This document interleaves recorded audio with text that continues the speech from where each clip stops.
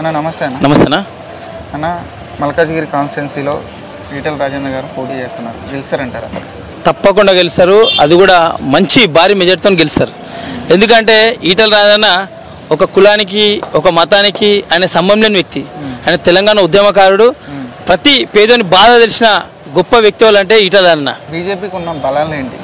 బీజేపీకి ఉన్న బలం మా నరేంద్ర మోడీ సర్కార్ దేశాన్ని విశ్వగురువుగా చూపెట్టడంలో చాలా ప్రయత్నం చేసి ఇలా ప్రపంచ దేశాలు మన నరేంద్ర మోడీ వస్తుందంటే అమెరికా లాంటి రష్యా లాంటి దేశాలు కూడా వచ్చి నిలబడి చేయగలిపి పోతున్నటువంటి గొప్ప స్థాయిని మన భారతదేశాన్ని తీసుకోండి. కాబట్టి అటువంటి స్థాయిని బీజేపీ పార్టీ దేశంలో ఎంతో ముందుంచుతుంది. కాబట్టి నరేంద్ర మోడీ సర్కార్ చేసిన సేవలే కానీ ఆయన దేశ రక్షణనే కానీ ఆయన దేశాన్ని ఏ విధంగా అభివృద్ధి పరం తీసుకోతుండు ఆర్థికంగానే కానీ రక్షణ పరంగానే కానీ అన్ని రకాలుగా ముందడుతుంది. కాబట్టి మా ప్రధానమైన వ్యక్తి వాళ్ళంటే నరేంద్ర మోడీ సర్కార్.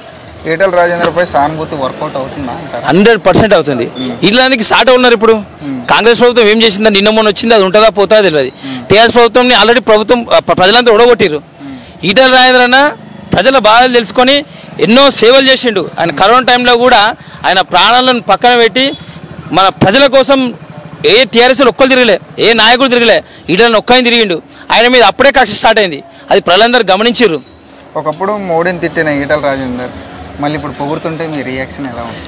ఇగో ఇది రాజకీయంలో అప్పుడు సమస్యలు ఉన్నప్పుడు సమస్య తగ్గట్టు మాట్లాడాల్సి వస్తుంది. ఇప్పుడు దాదాపు 10 సంవత్సరాల్లో నరేంద్ర మోడీ సర్కార్ చేసిన అభివృద్ధి, ఆయన దేశానికి చేసే సేవ, దేశానికి ఎంత పేరు తెస్తుండు అది ప్రతి ఒక్కరు గమనించాల్సిందే. ఇవాళ మాట్లాడిన వాళ్ళు రేపు నిజాలు తెలుసుకున్నప్పుడు కంపల్సరీ దాన్ని యాక్సెప్ట్ చేయాలి కదా. మోడీ ఆశీస్సులకు ఈటెల రాజేందర్ ఉన్నాయంటారా? 100% ఉన్నాయి. లేదే మంచి మేధావులను పక్క పెట్టి ఇలా పార్లమెంట్ మల్కాజ్గిరి టికెట్ ఇస్తారా? ఇయ్యరు కదా. కంపల్సరీ ఉన్నాయి. అమిత్ షా ఆశీస్సులు ఉన్నాయి, నరేంద్ర మోడీ ఆశీస్సులు ఉన్నాయి. 100% భారీ మెజార్టీతోని కులం మతం పేద ధనిక అనే తేడా లేకుండా ప్రతి ఒక్కళ్ళు గల్లీలో ఈటలకు స్వాగతం పలుకుతారు. అదే చాలు. నెక్స్ట్ మోడీ చేసిన అభివృద్ధి ఏంది, ఎందుకు ఓటు వేయాలి? గత 10 ఏళ్లలో నరేంద్ర మోడీ సర్కార్ చేసింది చూస్తే 60 ఏళ్ళలో కాంగ్రెస్ పరిపాలన చేయనటువంటి అభివృద్ధిని 50% కన్నా ఎక్కువ చూపెట్టింది. ఎందుకంటే ఇవాళ రామ మందిరం 500 సంవత్సరాల రామ మందిర నిర్మాణం కానీ 370 ఆర్టికల్ దాదాపు ఎంతోమంది జవాన్లు వాళ్ళ ప్రాణాలు కోల్పోయి దేశ రక్షణలో ఎంతో బాధపడ్డ భారతదేశాన్ని 370 ఆర్టికల్ రద్దుతోని నరేంద్ర మోడీ చూపెట్టింది. మహిళలకు వస్తే 33% రిజర్వేషన్ లోక్సభలో కానీ పార్లమెంట్లో లోక్సభలో మరియు శాసనసభల్లో 33% రిజర్వేషన్ ఇచ్చిన పార్టీ ఏదంటే భారతీయ జనతా పార్టీ, నరేంద్ర మోడీ సర్కార్. అదేవిధంగా త్రిబుల్ తలాక్ పేరుతోని ప్రతి ఒక్క మహిళలు ఎవరైనా ముస్లిం సోదరులు నీకు ఇప్పుడే విడాకులు ఇచ్చేస్తా అంటే వాళ్ళు ఎంతోమంది బాధతో చచ్చిపోయి ఉన్నారు. ఓళ్ళని పట్టించుకురా. కులం మతం అనే భేదం లేకుండా ముస్లిం మహిళలకు స్వేచ్ఛనిచ్చిన పార్టీ ఏదంటే బీజేపీ సర్కార్. అదేవిధంగా 1 నేషన్ 1 రేషన్, దేశం మొత్తం ఎక్కడైనా ఒకే రేషన్ ఒకే సబ్సిడీ ఉండాలని చెప్పేసి ఈ విధంగా చెప్పుకుంటూ పోతే ఇంకొక డెవలప్మెంట్ విషయం మాట్లాడదాం. 2014లో మనకు విమానాశ్రయాలు ఎంత ఉన్నాయండి? 74 ఉండే. 74 ఇప్పుడు దాదాపు 150 దాకాని. జల ప్రయాణం ఉంటుంది కదా, అవి 5 ఉండే, ఇప్పుడు 111 అయినాయి.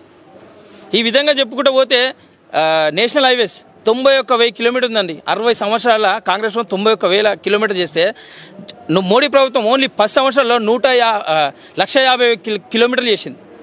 ఈ విధంగా చెప్పుకుంటూ పోతే చాలా ఉన్నాయి. Google pay, PhonePe. పార్లమెంట్లో చిదంబరం ఏమన్నాడు?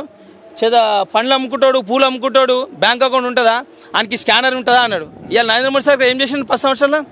ప్రతి ఒక్క రిక్షా మీద కాదు, పండ్లు అమ్ముకుంటోళ్ళు కూడా రోడ్ల మీద తోపుడు బండులదారు కూడా బ్యాంక్ అకౌంట్ ఓపెన్ చేసి వాళ్ళకి స్కానర్ ఇచ్చి ఆన్లైన్లో ట్రాన్సాక్షన్ చేసిన ఘనత మా నరేంద్ర మోడీ సర్కార్ది. అవునా కదా?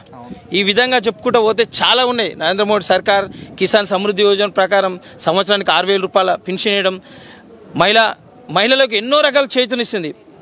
ఇప్పుడు రామ మందిరం కట్టారు కాబట్టి సింపతి వర్కౌట్ అయిందంటారా? రామ మందిరం అది ఒక హిందువుల కళ.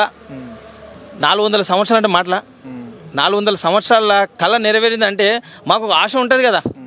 మళ్ళీ కాంగ్రెస్ ప్రభుత్వం ఏం చేసింది? ఏమన్నా చేసిందా? ఏం లేవు, చెప్పుకోవడానికి ఏం లేవు. 60 ఏళ్ళ పరిపాలన, కుటుంబ పరిపాలన, నేను పోతే నా కొడుకు పోతే నా మన్మడు, ఆస్తులు కాపాడుకోవాలి, దేశంలో మేము ముందుండాలని. కానీ మా బీజేపీ పార్టీలో ఒక కుటుంబ పరిపాలన ఉందా? నరేంద్ర మోడీ జరిగితే ఎవరు రండి? ఆయన పిల్లలు రా లేరు కదా. ఓలో ఒక భారతీయుడు వస్తాడు మళ్ళా. అది బీజేపీకి ఉన్న గొప్పతనం, బీజేపీకి ఉన్న సిద్ధాంతం వేరే. అది ఏ పార్టీకి రాదు. దాన్ని ఎవరు బీట్ చేయలేరు. ఫ్యూచర్లో మొత్తం భారతదేశం మొత్తం కాషాయమయమవుతుంది, బీజేపీమయమవుతుంది. నరేంద్ర మోడీ చరిత్రలో నిలిచిపోతాడు. ఇప్పుడు ఆపరేషన్ లేకుండానే మోకాళ్లకు ప్లాస్మా ట్రీట్మెంట్. మీ ఆర్థోపెటిక్ సమస్యలన్నిటికీ రోబోటిక్ టెక్నాలజీ ద్వారా తక్కువ ఖర్చుతో శాశ్వత పరిష్కారం. ఫ్రీ కన్సల్టేషన్, ప్రతి ట్రీట్మెంట్ పై 20% డిస్కౌంట్. ఈ ఆఫర్ కొద్ది రోజులు మాత్రమే. త్వరపడండి. V9 hospitals 9281465842.